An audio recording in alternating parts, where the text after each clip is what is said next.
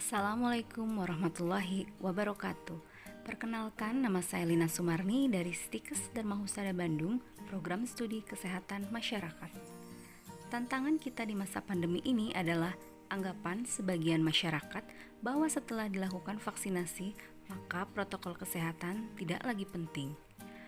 Hal ini tentu saja merupakan pandangan yang keliru. Oleh karena itu, sebagai calon tenaga kesehatan masyarakat, sudah tugas kita mengedukasi masyarakat mengenai pentingnya protokol kesehatan. Lalu bagaimana pengendalian COVID-19 di masa pandemi? Pengendalian COVID-19 dengan 5M, 3T, dan vaksinasi. Mengapa kita harus menggunakan masker? Karena masker dapat melindungi diri sendiri dan orang lain dari kemungkinan terkena virus. Masker juga dapat mencegah masuknya percikan air liur dan dahak dari orang lain saat batuk, bersin, berbicara, bernyanyi, dan lainnya. Jenis masker yang dapat digunakan. Yang pertama, ada masker N95 yang disarankan digunakan oleh tenaga medis, bukan untuk penggunaan sehari-hari. Masker ini dapat melindungi hingga 95%.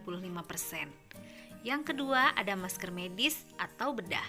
Hanya sekali pakai, harus dibuang sesuai prosedur. Dan masker ini dapat melindungi hingga 80-85%. Yang ketiga, ada masker kain SNI. Masker ini bisa dicuci dan dipakai kembali dan dapat melindungi hingga 80-85%.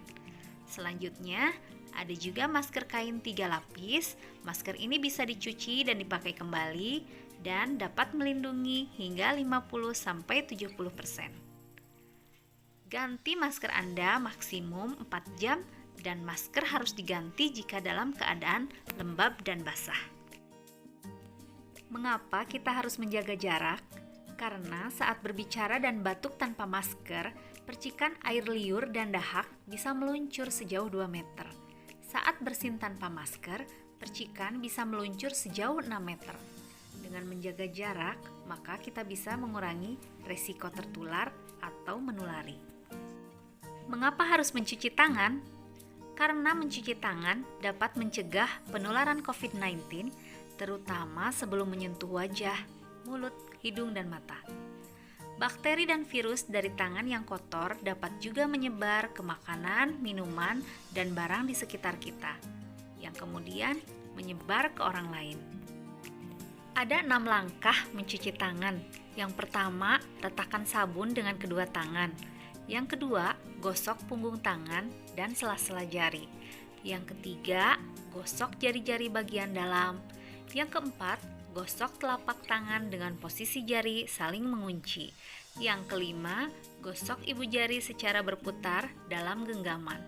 Dan yang terakhir, gosok ulang jari pada telapak tangan secara berputar. Mencuci tangan dengan sabun dan air mengalir selama minimal 20 detik. Berdasarkan penelitian, maka bakteri, kuman, dan virus berbahaya yang menempel di tangan dapat mati. Mencuci tangan dengan sabun dapat mengurangi resiko penularan hingga 35% atau dengan menggunakan hand sanitizer dengan kandungan alkohol minimal 60%. Mengapa kita harus menjauhi kerumunan? Ingat, semakin banyak dan sering kamu bertemu orang, maka kemungkinan terinfeksi virus corona pun semakin tinggi. Oleh sebab itu, hindari tempat keramaian, terutama bila sedang sakit atau berusia di atas 60 tahun atau lansia. Menurut riset, lansia dan pengidap penyakit kronis memiliki resiko yang lebih tinggi terserang virus corona. Mengapa kita harus mengurangi mobilitas? Karena virus penyebab corona bisa berada di mana saja. Jadi, semakin banyak dirimu menghabiskan waktu di luar rumah, maka semakin tinggi pula terpapar virus jahat ini. Oleh karena itu, bila tidak ada keperluan yang mendesak, tetaplah berada di rumah. Menurut Kemenkes, meski sehat dan tidak ada gejala penyakit, belum tentu dirimu pulang ke rumah dengan keadaan yang masih sama. Pasalnya, virus corona ini dapat menyebar dan menginfeksi seseorang dengan cepat.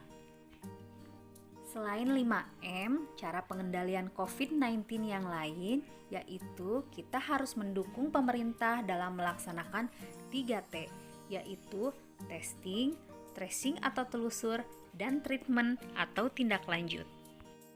Lalu, apa itu testing? Tes ini bertujuan untuk mengetahui status seseorang apakah positif COVID-19 atau tidak. Tes bisa dilakukan dengan genose, swab antigen, atau swab PCR. Kapan kita harus melakukan tes? Saat mengalami gejala COVID-19 dan atau memiliki riwayat kontak dengan pasien terkonfirmasi positif COVID-19. Apa itu tracing atau telusur? Tracing atau telusur adalah melacak orang yang terinfeksi virus dan orang yang melakukan kontak dengan orang terinfeksi. Lalu kapan dilakukan telusur itu? Segera setelah terdapat kasus yang dipastikan positif COVID-19. Apa saja manfaat dari tracing atau telusur ini? Yang pertama adalah mengidentifikasi waktu dan tempat dari orang-orang yang berkontak dengan penderita COVID-19. Lalu, yang kedua menginformasikan orang-orang yang mungkin terpapar COVID-19. Dan yang ketiga adalah mengisolasi orang-orang yang terjangkit COVID-19 untuk mencegah penyebaran lebih lanjut. Apa itu treatment atau tindak lanjut? Treatment atau tindak lanjut adalah perawatan untuk orang yang bergejala atau positif COVID-19. Ada 3 kategori. Yang pertama, positif tanpa gejala atau gejala ringan. Maka disarankan untuk isolasi di rumah dengan pengawasan ketat dari puskesmas setempat. Yang kedua, ada positif dengan gejala berat seperti sesak nafas ataupun memiliki komorbid lainnya, maka disarankan untuk isolasi di rumah sakit. Dan yang ketiga, ada negatif dengan gejala, maka disarankan untuk isolasi mandiri di rumah. Selain 5M dan 3T, cara pengendalian COVID-19 yang lain adalah dengan cara vaksinasi. Lalu, apa itu vaksin?